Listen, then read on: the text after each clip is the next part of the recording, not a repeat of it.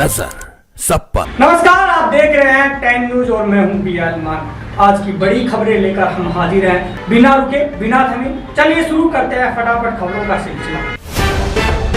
दिल्ली दंगों के मामले में दिल्ली पुलिस ने सुप्रीम कोर्ट में कहा कि पढ़े लिखे आतंकी ओवरग्राउंड वर्कर्स से अधिक खतरनाक हैं। पुलिस ने शर्जील इमाम के कथित भड़काऊ भाषणों के वीडियो पेश किए और दावा किया कि इंजीनियर डॉक्टर जैसी पढ़ाई सरकारी संसाधनों से कर कुछ लोग एंटी नेशनल गतिविधियों में शामिल हो रहे हैं। सुप्रीम कोर्ट ने कहा कि राज्यपाल विधानसभाओं से पास बिलों को टाल नहीं सकते। उनके पास 3 विकल्प मंजूरी, पुनर्विचार के लिए लौटाना या राष्ट्रपति को भेजना। कोर्ट ने कहा समय सीमा तय नहीं, पर अनावश्यक देरी पर दखल किया जा सकता है। मामला तमिलनाडु गवर्नर विवाद से जुड़ा था।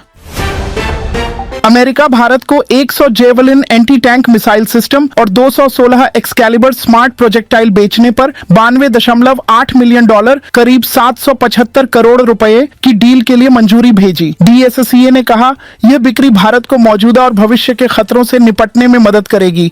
जेवलिन हीट सिग्नेचर पहचान कर निशाना साधती है। ईरान ने घोषणा की कि भारतीय नागरिकों के लिए बिना वीजा प्रवेश की सुविधा समाप्त होगी। नया नियम 22 नवंबर 2025 से लागू होगा। यह कदम मध्य पूर्व की बदलती राजनीतिक एवं सुरक्षा स्थिति के बीच लिया गया है। राष्ट्रपति द्रौपदी मुर्मू ने अंबिकापुर में जनजातीय गौरव दिवस पर कहा, महिलाएं समाज की धरोहर हैं और आदिवासी संस्कृति को बढ़ावा देना आवश्यक है। मुर्मू ने आदिवासी युवाओं का सम्मान किया और स्थानीय विकास योजनाओं का उद्घाटन भी किया। कार्यक्रम में कुछ जनजातीय समूहों के प्रवेश पर रोक की घटनाएं भी हुई। नेपाल के मधेश प्रांत बाड़ा में JNZ युवाओं और CPN-UML कार्यकर्ताओं के बीच हिंसक झड़प के बाद प्रशासन ने कर्फ्यू लगाया। सिमरा एयरपोर्ट का संचालन भी अस्थायी रूप से बंद हुआ। झड़प में घायल युवकों का इलाज हो रहा है। तनाव के बीच पार्टी नेताओं के दौरे स्थगित हुए। नीतीश कुमार ने 10वीं बार बिहार के मुख्यमंत्री के रूप में शपथ ली। 26 मंत्रियों ने भी शपथ ली। 14 बीजेपी, 8 JDU, 2 लोजपा तथा 2 अन्य घटक। शपथ समारोह में केंद्रीय और कई राज्य नेताओं की उपस्थिति रही। मंत्रिमंडल में एक मुस्लिम चेहरा भी शामिल है। सुप्रीम कोर्ट ने राहुल गांधी के खिलाफ ट्रायल कोर्ट की कार्यवाही पर लगी अंतरिम रोक 4 दिसंबर तक बढ़ाई। मामला 2022 के भारत जोड़ो अभियान के दौरान सेना संबंधित टिप्पणी से जुड़ा है। सुनवाई स्थगित रहने के आदेशों का हवाला दिया गया। प्रवर्तन निदेशालय ED ने फरीदाबाद की अल फलाह यूनिवर्सिटी के चेयरमैन जवाद को पेश कर 13 दिन की रिमांड मांगी। ED ने दावा किया वह विदेश भागने की तैयारी में था और परिवार खाड़ी देशों में बसे हुए हैं। यूनिवर्सिटी से 10 लोग लापता बताए गए, कुछ की तलाश जारी है। छत्तीसगढ़ आंध्र सीमा पर मारे गए नक्सली माडवी हिडमा और पत्नी राजे का पूवर्ती गांव में अंतिम संस्कार हुआ। सामाजिक कार्यकर्ता सोनी सौढ़ी ने शव से लिपटकर रोया और शव पर काली शर्ट पैंट रखी गई। हिडमा पर सैकड़ों हत्याओं का आरोप और कई गंभीर कांड हैं। मुठभेड़ 18 नवंबर को हुई थी। कर्नाटक के PCC अध्यक्ष DK शिव कुमार ने संकेत दिए कि वे प्रदेश अध्यक्ष पद जल्द छोड़ सकते हैं, पर फ्रंटलाइन लीडरशिप में बने रहेंगे। उन्होंने कार्यकाल के दौरान 100 कार्यालय बनवाने का दावा किया। उनके बयान से मुख्यमंत्री पद की अटकलें फिर उभरी। पार्टी में बदलाव पर चर्चा चल रही है। RSS प्रमुख मोहन भागवत ने कहा कि हिंदुत्व सीमाओं में बंधा नहीं, समावेशी है। मुस्लिम ईसाई भारतीय संस्कृति अपनाएं तो वे भी हिंदू कहलाएंगे। भागवत 20 नवंबर से मणिपुर के 3 दिन के दौरे पर जाएंगे। ये मणिपुर में हिंसा के बाद उनका पहला यात्रा है।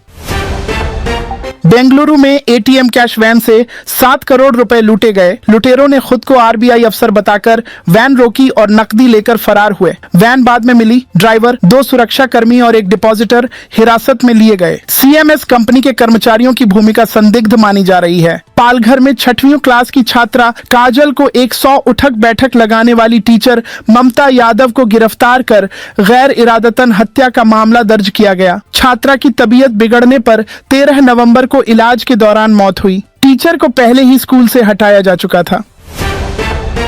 जयपुर के सिविल लाइंस VVIP इलाके में एक लेपर्ड ने 2 घंटे तक दीवार फांदकर इलाके में घूमते हुए मंत्री के बंगले और एक स्कूल में घुसने से दहशत फैला दी। वन विभाग ने ट्रैंकुलाइज कर लेपर्ड को पकड़ लिया और झालाना रिजर्व भेजा। बच्चों को कक्षाओं में सुरक्षित रखा गया। एक सैनिक ने ग्वालियर पुलिस से अपनी पत्नी से सुरक्षा की मांग की। आरोप लगाया है पत्नी का संबंध जीजा से और उसे जान का खतरा है। पुलिस ने शिकायत की जांच का आश्वासन दिया। मामला ऑपरेशन सिंदूर में पाकिस्तान के खिलाफ लड़ने वाले फौजी से जुड़ा बताया गया है।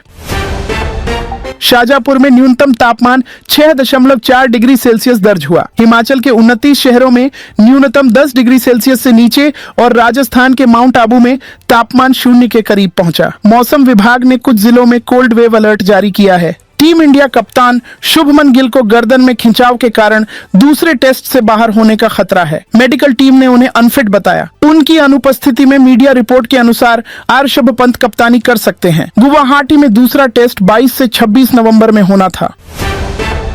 मिस यूनिवर्स 2025 पर विवाद जारी। जूरी पैनल की प्रेसिडेंट और 3 जजों ने इस्तीफा दे दिया। आयोजक ने एक प्रतिस्पर्धी के साथ कथित व्यक्तिगत रिश्ते के आरोपों का सामना किया। पैनल में बदलाव के बाद अब 6 सदस्य शेष हैं। ग्रैंड फिनाले 21 नवंबर को बैंकॉक में है। 252 करोड़ के ड्रग केस में इन्फ्लुएंसर ओरहान अवत्रमणि उर्फ ओरी को एंटी नारकोटिक्स सेल ने समन किया। उनसे घाटकोपर स्थित ANC दफ्तर में पेश होने को कहा गया। जांच में कुछ नामों का उल्लेख सूचित रिपोर्टों में आया है। पूछताछ जारी रहेगी। सोनम कपूर ने अपनी दूसरी प्रेगनेंसी की पुष्टि करते हुए इंस्टाग्राम पर बेबी बम्प फोटो शेयर की। उन्होंने कैप्शन में मदर लिखा। सेलेब्स और प्रशंसक उनकी बधाई दे रहे हैं। पोस्ट में सोनम ने विशेष डिजाइनर आउटफिट पहन रखा था।